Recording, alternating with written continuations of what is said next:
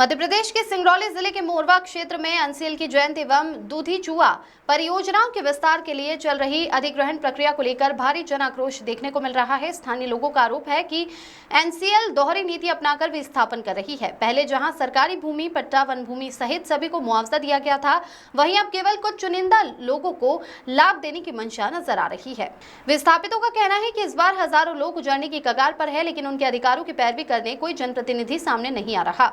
मोरवा के लोगों का कहना है कि वर्तमान सांसद डॉक्टर राजेश मिश्रा और विधायक रामनिवास शाह ने कभी आकर उनकी पीड़ा नहीं सुनी। वहीं पूर्व विधायक रामलल्लू वैश्य का उदाहरण देते हुए कहा गया कि उन्होंने अपनी ही सरकार में रहते हुए धरना प्रदर्शन कर जनता को उचित मुआवजा दिलवाया था। लोगों का कहना है कि मोरवा क्षेत्र का ये विस्थापन एशिया के सबसे बड़े विस्थापनों में से एक हो सकता है, लेकिन इसके बावजूद सरकार और स्थानीय जनप्रतिनिधियों की चुप्पी सवाल खड़े कर रही है। बढ़ती महंगाई और जमीन के आसमान छूते दामों के बीच एनसीएल द्वारा कौड़ी के भाव मुआवजा देने की मंशा विस्थापितों को अस्वीकार्य है। जनता ने साफ चेतावनी दी है कि यदि नीति संगत मुआवजा नहीं मिला तो आने वाले चुनाव में वे जवाब देने को मजबूर होंगे। मोरवा की जनता अब वोट की ताकत से अपना हक लेना चाहती है।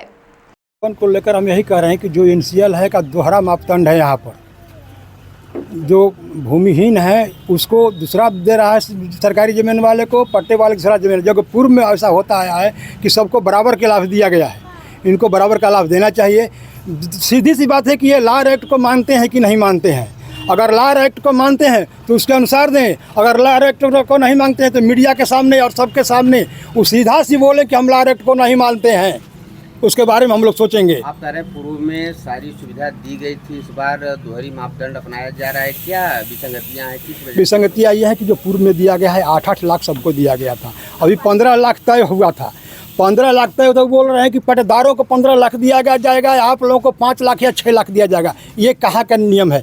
जबकि उस डायरेक्ट में साफ लिखा गया है कि सबको बराबर की सुविधाएं दी जानी चाहिए। जो भी है तो उनको सीधा कहना है, हर बिंदु का जवाब दें, हर बिंदु का जवाब दें डायरेक्ट में, और हम हर बिंदु को वेरीफाइड करें। हम लोग सेटिस्फाइड करेंगे, हम लोग सेटिस्फाइड करेंगे और जस्टिफाइड आगे होगा। इस बात को लेकर जनप्रतिनिधियों को जानकारी आपके द्वारा दीजिए। जनप्रतिनिधि क्या बताते हैं?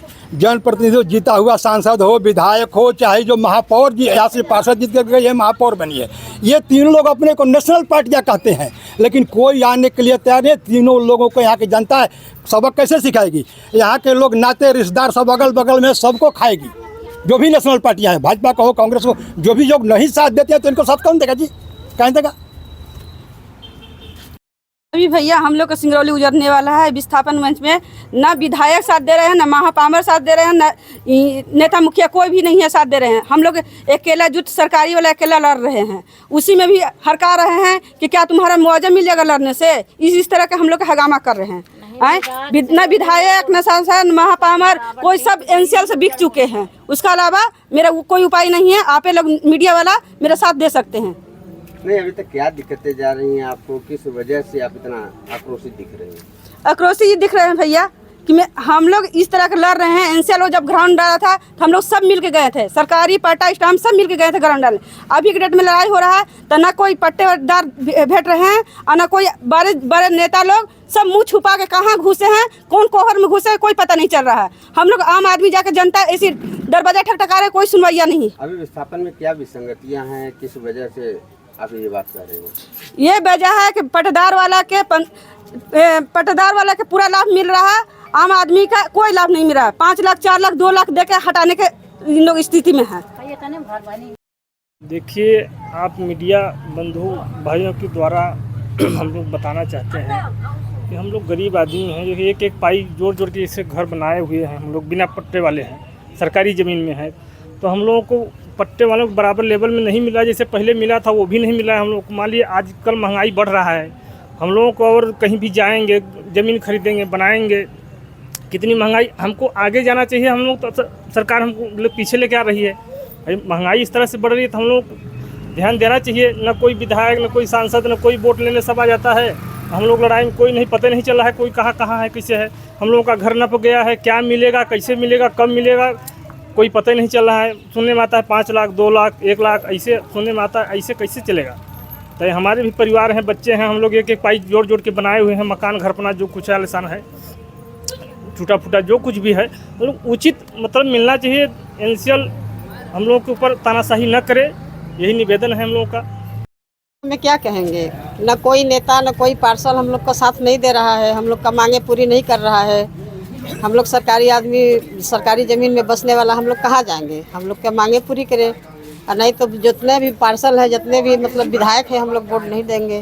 क्यों देंगे उसको वोट, क्योंकि सरकारी के मांगे पूरे नहीं हो रहा है तो हम लोग वोट क्यों देंगे।